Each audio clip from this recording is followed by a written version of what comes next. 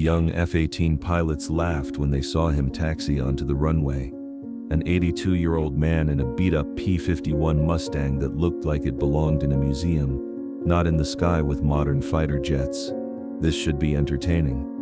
Lieutenant Commander Hayes smirked over the radio. 30 minutes later, none of them were laughing anymore. Welcome to Hidden Valor Stories. Tell me in the comments, where are you watching from today? And if you believe stories like this need to be heard, hit that subscribe button right now. These forgotten legends deserve to be remembered. Naval Air Station Miramar was electric with anticipation on the morning of the annual Pacific Coast Airshow. The tarmac gleamed under the California sun, lined with the most advanced aircraft in the U.S. military arsenal. F-18 Super Hornets sat like sleeping predators, their swept wings and angular designs representing decades of aerospace engineering evolution. The Blue Angels had arrived the night before, their pristine aircraft already drawing crowds of maintenance personnel and aviation enthusiasts. But it was the aircraft in Hangar 7 that was drawing the wrong kind of attention. The P-51 Mustang looked like it had been pulled from a 1940s time capsule. Its aluminum skin bore the weathered patina of 7 decades, with patches of paint that had faded from olive drab to a mottled gray-green. The propeller was scratched, the landing gear showed signs of countless touch-and-go landings, and the cockpit instrumentation belonged to an era when navigation meant dead reckoning and prayer.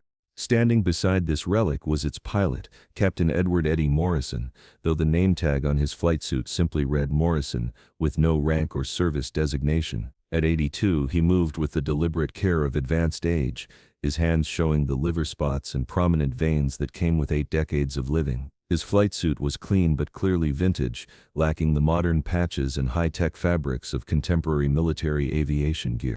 Lieutenant Commander James Hayes, leader of VFA 51 Vigilantes, stood with his wingmen near their F-18s, watching the old man conduct his pre-flight inspection with the same bemused expression he might reserve for a historical reenactment.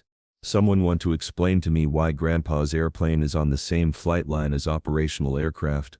Hayes asked his squadron, loud enough for the maintenance crew to hear. At 32, Hayes was considered one of the Navy's most promising fighter pilots, with over 1,500 hours in Super Hornets and deployment experience in both Iraq and Afghanistan. Lieutenant Sarah Chen, his wingman, tried to suppress a grin. "Flight manifest says he's part of the Heritage Flight Demonstration. P-51 flying formation with modern fighters to show the evolution of American air power." Evolution being the key word, commented Lieutenant Michael Torres, the squadron's newest pilot. "That thing probably has the same top speed as a modern commercial airliner. We'll have to throttle back to stall speed just to stay in formation with him." The pilots were young, confident, and products of the most advanced flight training program in the world. They'd learned to fly aircraft capable of Mach 2, equipped with radar systems that could track targets beyond visual range, and weapon systems that could engage multiple enemies simultaneously. Their training had been conducted in simulators that could replicate any combat scenario, and their aircraft represented the pinnacle of military aviation technology. What they couldn't understand was why anyone would want to commemorate the past when the present was so obviously superior. Master Chief Petty Officer Rodriguez, who'd been maintaining Navy aircraft for 28 years, approached the group of pilots with a disapproving expression. Rodriguez had seen enough hotshot aviators come and go to recognize the signs of dangerous overconfidence. "Sir," he addressed Hayes with the careful respect that senior enlisted personnel used when correcting officers, "that Grandpa has been flying longer than all of you have been alive. His aircraft might be old, but it's been maintained to museum standards. Every component has been restored or replaced to original specifications." Hayes wasn't impressed. "Chief, I'm sure it's a fine example of 1940s technology, but this is supposed to be a demonstration of American air superiority. Having a World War II antique puttering around the sky with modern fighters sends the wrong message." "What message is that, sir?" Rodriguez asked, though his tone suggested he already knew the answer wouldn't be one he liked. "That we're sentimental about the past instead of focused on the future," Hayes replied. "Our aircraft represent cutting-edge technology, advanced materials, computer-assisted flight controls. That thing," he gestured toward the P-51, "represents slide rules and guesswork." What none of the young pilots knew was that Morrison had been listening to their conversation from the other side of his aircraft, where he'd been checking the oil level and fuel flow. He'd heard variations of this discussion dozens of times over the past 20 years, at airshows and reunions, where modern military personnel encountered vintage aircraft and their aging pilots. Morrison understood their perspective. To them, his P-51 was a museum piece, a reminder of primitive technology from an era when pilots flew by instinct rather than computer assistance. They saw the scratched paint, the analog instruments, the mechanical simplicity, and assumed it represented obsolete capabilities.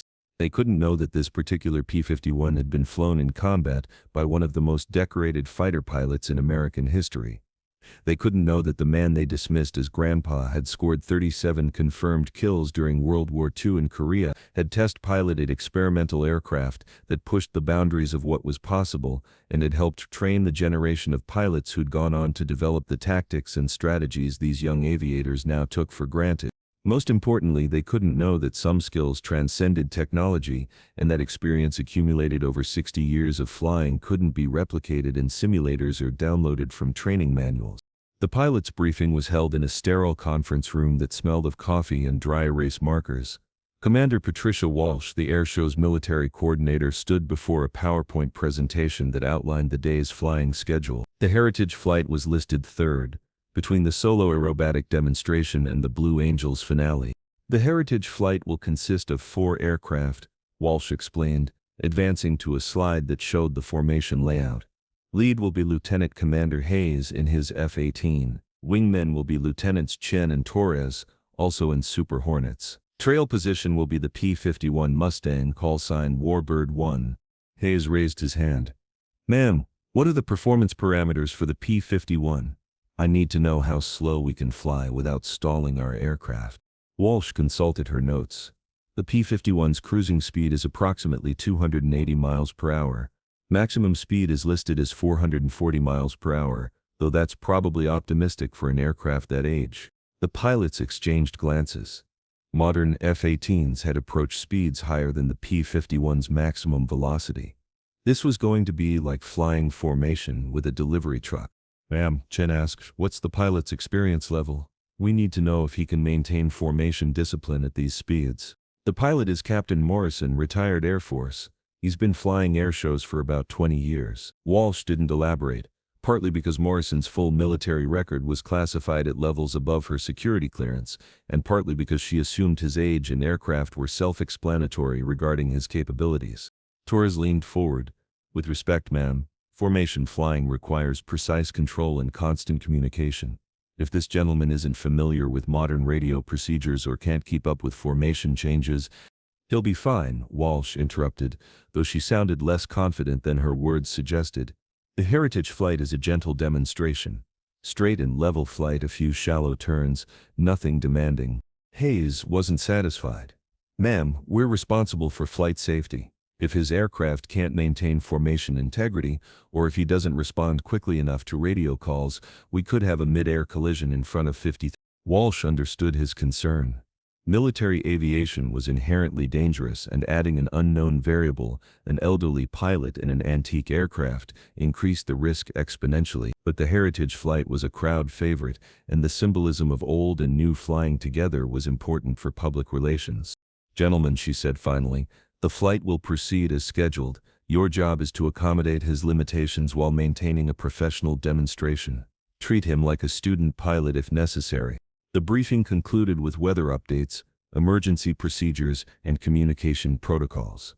As the pilots filed out, Hayes pulled his wingman aside. "Listen," he said quietly, "we're going to have to babysit this guy through the entire flight. Keep your spacing loose, watch for erratic movements, and be ready to break formation if he does something unpredictable." Chen nodded. "Think he can actually keep up with us?" "Honestly, I think we'll be lucky if he can get that antique off the ground." 2 hours before the Heritage flight, Morrison was already in his cockpit, running through pre-flight checks that had become automatic after 60 years of flying. The P-51's instrument panel was a study in mechanical simplicity. Round gauges with needle indicators, toggle switches that engaged systems through direct mechanical linkage, and a control stick that provided unfiltered feedback from the aircraft's flight surfaces. Modern pilots, Morrison knew, flew aircraft that interpreted their inputs through computer systems, adjusting control surface movements to prevent stalls, spins, or other dangerous flight conditions. Their instruments were digital displays that could show everything from engine parameters to navigation data to threat warnings. Morrison's instruments told him oil pressure, engine temperature, fuel quantity, and airspeed. Everything else was up to the pilot's skill and judgment. The engine started with a rumbling roar that shook the entire airframe. 12 cylinders firing in sequence, producing 1,200 horsepower through mechanical components that had been designed when computers filled entire buildings and electronic navigation was science fiction. As Morrison taxied toward the runway, he could see the F-18s preparing for departure. Their engines produced twin cones of superheated air that created visible heat distortion on the tarmac. Their pilots sat in air-conditioned cockpits behind bulletproof canopies, surrounded by displays that provided more information than Morrison's entire instrument panel. The contrast wasn't lost on him. He was flying a machine that represented the pinnacle of 1940s technology, while they flew aircraft that incorporated advances in material science, aerodynamics, and electronics that would have seemed like magic to the engineers who'd designed his P. But Morrison had learned something during 60 years of flying that couldn't be displayed on a screen or programmed into a computer. That the relationship between pilot and aircraft was ultimately about understanding, not technology. The best pilots, regardless of what they flew, developed an intuitive connection with their aircraft that transcended mechanical interfaces. His P-51 talked to him through vibrations in the control stick, changes in engine sound, the way the rudder pedals felt under his feet. After 60 years together, they communicated in a language that had nothing to do with digital displays or computer-generated warnings. The radio crackled. "Warbird 1, this is flight lead. You ready for taxi?" Morrison keyed his microphone. "Warbird 1 ready for taxi." Hayes's voice came back immediately. "Copy that, Warbird 1. Just follow our lead and try to keep up." The condescension in the younger pilot's voice was unmistakable. Morrison had heard it before. The assumption that age equaled incompetence, that vintage aircraft were necessarily inferior to modern ones. Morrison smiled as he advanced the throttle. These young pilots were about to receive an education that wasn't available in any flight manual. The Heritage flight launched in sequence with Hayes leading his two wingmen off the runway in tight formation. Their F-18s climbed steeply, afterburners creating pillars of fire that could be seen for miles. Within minutes they'd reached their assigned altitude of 3,000 feet and were circling the airfield, waiting for the old man in the P-51 to catch up. Morrison's takeoff was different, a more gradual acceleration, a shallower climb angle, the kind of conservative flying that modern pilots associated with training flights or emergency procedures. His P-51 climbed steadily but without the dramatic vertical performance that characterized modern fighters. "Warbird 1 is airborne," Morrison reported as he retracted his landing gear and began his climb to the briefed altitude. "Copy, Warbird 1, Hayes replied. "We'll orbit here until you reach altitude. Take your time." The tone was patient but patronizing, like an adult waiting for a child to tie their shoes. Hayes had already decided that this was going to be a long 30 minutes of formation, flying at speeds barely above stall. What Hayes didn't know was that Morrison was using the climb to assess the younger pilot's capabilities. He watched their formation discipline, noted how they maintained spacing, observed their radio discipline and flight patterns. After 6 decades of flying, Morrison could evaluate a pilot's skill level within minutes of observation. These were competent aviators, well trained in the technical aspects of their aircraft. But they flew like pilots who'd learned in simulators and practiced in controlled environments. Their movements were precise but mechanical, following procedures rather than adapting to conditions. Morrison reached altitude and called for join-up. Flight lead Warbird 1 at Angels 3, requesting permission to join formation. "Roger, Warbird 1. Take position trail, 200 feet spacing. We'll keep it nice and slow for you." Morrison eased his P-51 into trail position behind the 3 F-18s. From his vantage point he could see the modern fighters clearly, their clean lines, their sophisticated control surfaces, their pilots sitting in air-conditioned comfort behind advanced helmet-mounted displays. "All right, gentlemen," Hayes announced over the radio. "Let's give the crowd a show. Warbird 1, just follow along and try not to fall behind." The formation began a gentle turn to the left, banking about 15 degrees at a leisurely pace that would allow spectators to see the aircraft clearly. Hayes was flying as conservatively as possible, knowing that the P-51 behind him couldn't match the performance of modern fighters. Morrison followed the formation through the turn, maintaining perfect spacing and position. The crowd below could see the symbolic representation of American aviation history, past and present flying together in apparent harmony. But Morrison was growing tired of being patronized. "Flight lead, this is Warbird 1, he called over the radio. "Permission to demonstrate some formation flying?" Hayes was confused by the request. Roger, Warbird 1, what did you have in mind?" "Just follow my lead for a minute," Morrison replied calmly. Before Hayes could respond, the P-51 suddenly accelerated past the formation, rolling inverted as it passed the lead. Morrison's aircraft moved with a fluid grace that seemed to defy physics, transitioning from trail position to lead with movements that were simultaneously aggressive and controlled. Hayes watched in amazement as the vintage fighter pulled ahead, its pilot executing a series of maneuvers that shouldn't have been possible. The P-51 wasn't just keeping up with modern fighters, it was outflying them. "What the hell?"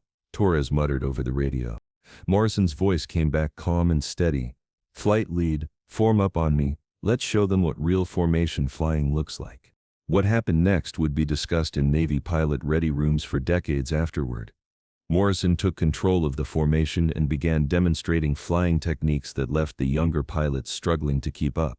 The P-51 moved through the air like it was an extension of Morrison's body rather than a mechanical aircraft. Every maneuver was perfectly executed, every transition smooth and controlled. Morrison flew as if the laws of physics were suggestions rather than absolute constraints. He started with basic formation flying, but at speeds and angles that pushed the F-18s to their limits.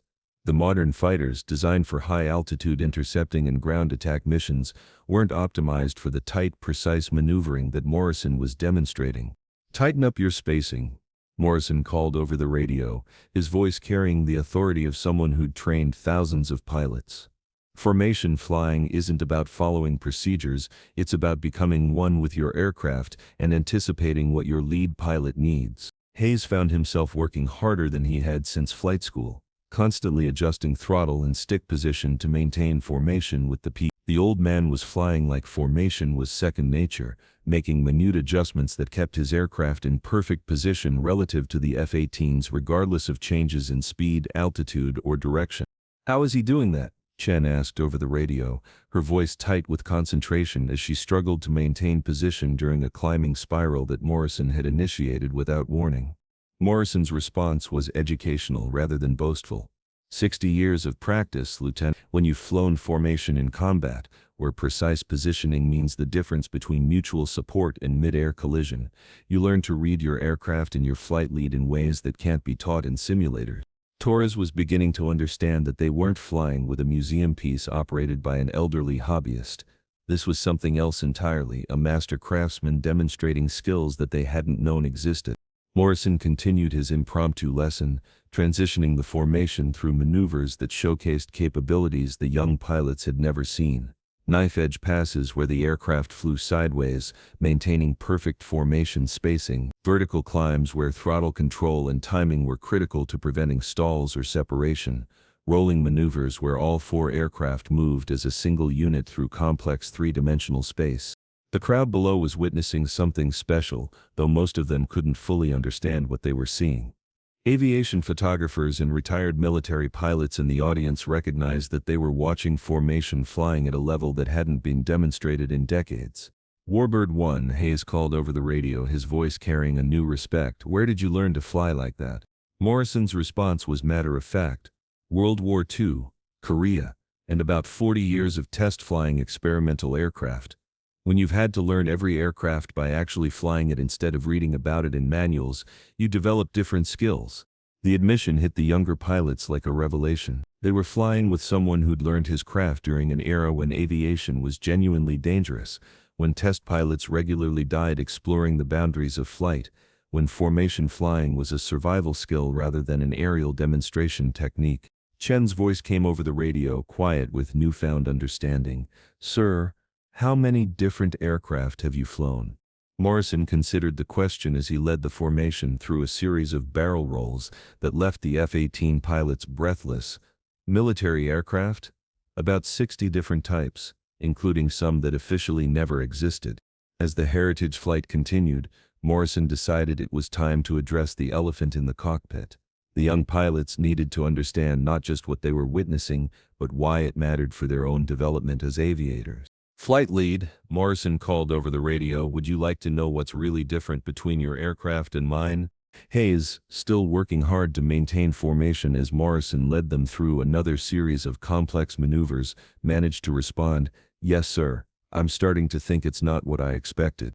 "Your F-18s are marvels of engineering," Morrison explained as he transitioned the formation into a diamond pattern that required precise timing and spacing, computer-controlled flight surfaces, advanced navigation systems, engines that can push you past Mach 2. But all that technology creates a barrier between you and the pure experience of flight. Morrison paused to execute a formation change that brought all four aircraft within 50 feet of each other, their wingtips nearly touching as they flew in perfect synchronization. "My P-51 gives me direct feedback from every flight surface. When I move the stick, mechanical linkages directly control the ailerons. When I adjust the rudder, I can feel the aircraft's response through my feet. There's no computer interpreting my inputs or correcting my mistakes." Torres was beginning to understand. "You're saying that modern technology makes us better pilots, but it also makes us more dependent on systems?" "I'm saying that technology is a tool, not a substitute for skill," Morrison replied. "Your aircraft can do things mine can't dream of.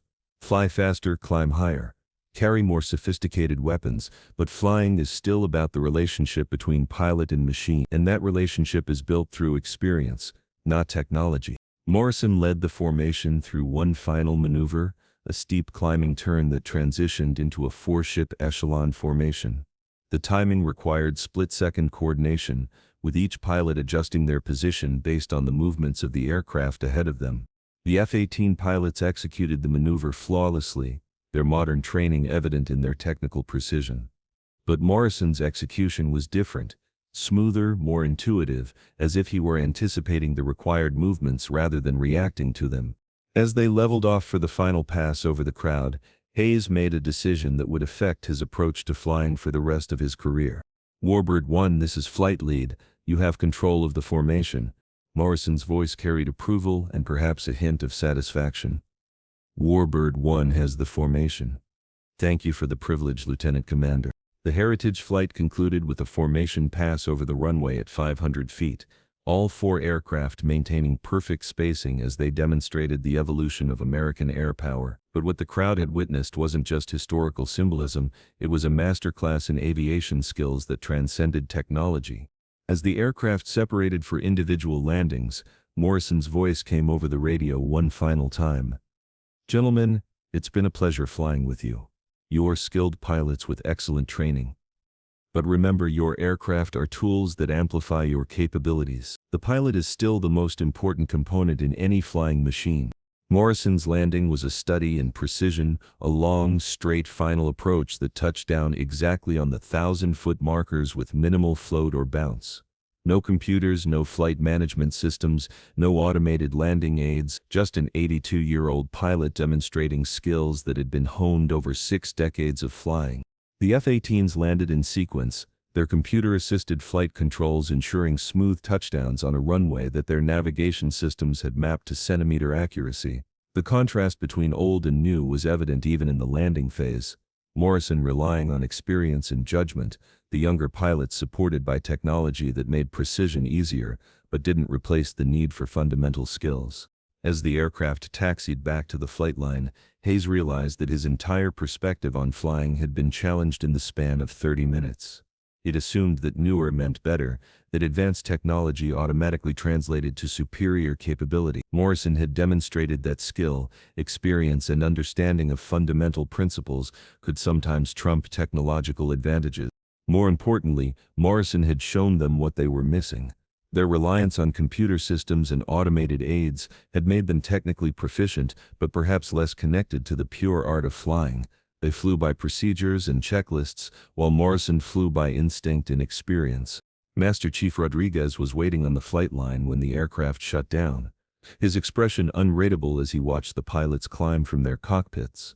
He'd been monitoring the radio frequencies during the flight and had heard enough to know that something significant had happened up there. Hayes approached Morrison as the older pilot completed his post-flight inspection. The young naval aviator's swagger was gone, replaced by genuine respect and curiosity. "Sir," Hayes said, extending his hand, "that was incredible flying. I owe you an apology for my earlier comments." Morrison accepted the handshake with a slight smile. "No apology necessary, Lieutenant Commander. You reacted based on the information you had. Most people see an old man in an old airplane and make reasonable assumptions about capabilities." Chen and Torres joined the group, their expressions carrying the same mixture of respect and curiosity that Hayes had shown. "Sir," Chen asked, "would you mind if I asked about your background?" "That wasn't normal formation flying up there." Morrison considered how much to reveal. His full military record was classified, but the young pilots deserved some explanation for what they'd experienced. "I flew P-51s in World War II and F-86s in Korea," he said simply. "After that, I spent 40 years as a test pilot, mostly on classified programs. I've been flying this particular P-51 for about 20 years. Torres did quick mental math. "Sir, that means you've been flying 62 years, Morrison confirmed. "Started when I was 20, been flying ever since." Rodriguez stepped forward, his voice carrying a respect that hadn't been there during the earlier conversation. "Sir, Master Chief Rodriguez, I've been maintaining Navy aircraft for 28 years, and I've never seen formation flying like that." Morrison nodded to the senior enlisted man. "Chief, these are excellent pilots with outstanding training. They just needed to understand that flying is as much art as science." Hayes was still processing what he'd experienced. "Sir, how do we learn to fly like that? Our training is focused on systems management and tactical employment. What you demonstrated up there, it's like you were speaking a different language with your aircraft." Morrison looked at the three young aviators, bright, capable, products of the most advanced flight training in the world. They had access to simulators that could replicate any condition, instructors who could teach every procedure, and aircraft that could perform miracles of engineering. But they'd never learned to truly fly. "Flying," Morrison said slowly, "is about more than managing systems or following procedures. It's about developing an intuitive understanding of how your aircraft moves through three-dimensional space. Modern training focuses on tactical employment and emergency procedures, which are important. But the foundation, the pure skill of controlling an aircraft with precision and grace that takes time and practice that can't be accelerated." Chen asked the question that was bothering all of them. "How do we develop that kind of connection with our aircraft when everything is computer-controlled?" Morrison thought for a moment. "Find opportunities to fly without the automation. Turn off the flight management systems when it's safe to do so. Learn to land without computer assistance. Practice formation flying until it becomes instinctive rather than mechanical. Most importantly," he continued, "remember that your aircraft want to fly. Your job isn't to force them through the air, it's to work with them, to understand their characteristics and capabilities, to become partners rather than just operators." Word of the heritage flight spread through the naval aviation community within hours. Pilots who'd witnessed the demonstration described Morrison's flying in terms that bordered on the mystical. The video footage, captured by multiple cameras, became required viewing at several flight training facilities. But the real impact was on the three F-18 pilots who'd flown with Morrison. Their approach to flying changed fundamentally after that day. They began seeking opportunities to develop the kind of intuitive skills that Morrison had demonstrated. Hayes started flying aerobatic aircraft on weekends, learning to control aircraft through precision rather than technology. Chen began studying the history of formation flying, seeking to understand the techniques that had been developed during an era when precision flying was a matter of survival. Torres requested additional training in basic aircraft control, focusing on skills that were considered foundational but often overlooked in modern tactical training. Master Chief Rodriguez made subtle changes to his maintenance procedures, paying more attention to the human factors that affected pilot performance. He began encouraging young maintenance personnel to think about aircraft as partnerships between human skill and mechanical precision rather than just technological systems. But perhaps the most significant change was in attitude. The assumption that newer automatically meant better, that technology could substitute for skill, that experience from previous eras was irrelevant to modern operations. These assumptions were challenged by 30 minutes of formation flying with an 82-year-old pilot in a vintage aircraft. Morrison returned to his quiet post-flight routine, securing his aircraft and completing paperwork with the same methodical attention to detail that had characterized his flying. He didn't seek recognition for what he'd accomplished or attempt to leverage the demonstration into teaching opportunities. For Morrison, the flight had been a simple reminder that some skills transcended technology, and that the relationship between pilot and aircraft was ultimately about understanding rather than equipment. He'd been flying for 62 years, and every flight still taught him something new about the art of controlling machines in three-dimensional space. Within weeks, the story of the heritage flight had become legend within the naval aviation community. Details were embellished with each retelling. Morrison's maneuvers became more extreme, the F-18 pilot's initial arrogance more pronounced, the contrast between old and new more dramatic. But the core message remained unchanged, that skill, experience, and fundamental understanding of flight principles could sometimes triumph over technological advantages, and that the best pilots were those who could integrate modern capabilities with timeless flying skills. Morrison's P-51 became a regular attraction at airshows throughout the region, not just as a historical curiosity, but as a demonstration of flying excellence that inspired pilots regardless of what aircraft they flew. Young aviators began seeking him out for informal mentoring, hoping to learn techniques that weren't available in any flight manual. Morrison accepted these requests with the same quiet professionalism that had characterized his entire career. He understood that he was representing more than just his own flying ability. He was preserving and passing forward skills that risked being lost as aviation became increasingly automated and systematized. The lessons he taught weren't about vintage aircraft or historical techniques. They were about the fundamental relationship between human skill and mechanical capability, about the importance of understanding your aircraft as a partner rather than just a tool, about the value of experience that could only be gained through decades of dedicated practice. Most importantly, Morrison taught young pilots that flying was still fundamentally about the human element. Technology could amplify capabilities, provide safety margins, and enable missions that would have been impossible in earlier eras, but the pilot remained the critical component in any flying machine. As Morrison often told the pilots who sought his guidance, "Your aircraft can do remarkable things, but they still need someone who understands how to fly them." Technology changes, but the principles of flight remain the same. Master those principles and you can fly anything. 6 months after the heritage flight, Hayes received orders to attend the Navy's Top Gun School, an opportunity that represented the pinnacle of naval aviation training. As he prepared for the most challenging flying he'd ever experienced, he remembered Morrison's lessons about the relationship between pilot and aircraft. Hayes had spent the intervening months practicing the fundamental skills that Morrison had demonstrated: formation flying without computer assistance, landings conducted with minimal automation, aerobatic maneuvers that required precise control rather than technological aids. The additional training had made him a better pilot, but more importantly, it had taught him to think about flying differently. Instead of managing systems, he was controlling aircraft. Instead of following procedures, he was making decisions based on experience and judgment. On his final day before departing for Top Gun, Hayes visited Morrison at the small airport where the P-51 was hangared. The old pilot was performing routine maintenance, checking oil levels and inspecting control surfaces with the same meticulous attention to detail that had characterized his flying. "Sir," Hayes said, "I wanted to thank you for what you taught us that day. It changed how I think about flying." Morrison looked up from his work, his weathered hands still steady despite their age. "Lieutenant Commander, you didn't need me to teach you how to fly. You needed someone to remind you that flying is about more than technology. You always had the skills, you just needed to trust them." Hayes nodded, understanding that Morrison's gift hadn't been demonstration of superior technique, but rather perspective on what flying could be when approached as art rather than just science. "Sir, any advice for Top Gun?" Morrison smiled, wiping his hands on a shop rag that had seen decades of use.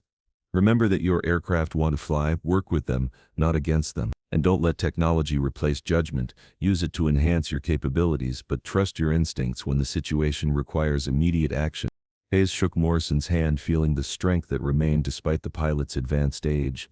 Thank you, sir, for everything. As Hayes drove away, Morrison returned to his maintenance routine.